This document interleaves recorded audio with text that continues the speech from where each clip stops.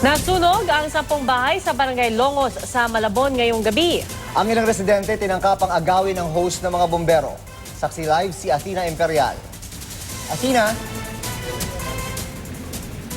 Iya, June, humigit kumulang 20 pamilya ang nasunugan sa Barangay Longos, Malabon ngayong All Saints Day.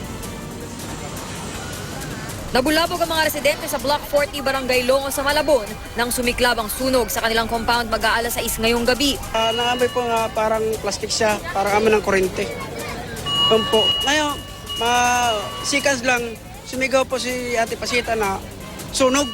Habang inaapulan ng First Responding Fire Volunteers at Bureau of Fire Protection ng sunog, pinagbabato umano sila ng bote ng ilang residente at tinangkapang agawan ng hose. Gusto nila kagad, babombahan din kagad yung area nila, yung pinakalugar nila. Ang problema naman kasi, hindi natin pwede bigay sa kanila. Humingi rin kami ng response sa pulis. Mabilis na kumalat ang apoy dahil yari sa light material sa mga bahay. Naapula ang sunog matapos ang 1 oras. Napinsala, nasa 10 houses, 10. And then more or less 20 families, more or less, ang napektado. Inaalam pa ang mga detalye ng mga nagtamo ng minor injury sa sunog at ang dahilan ng sunog.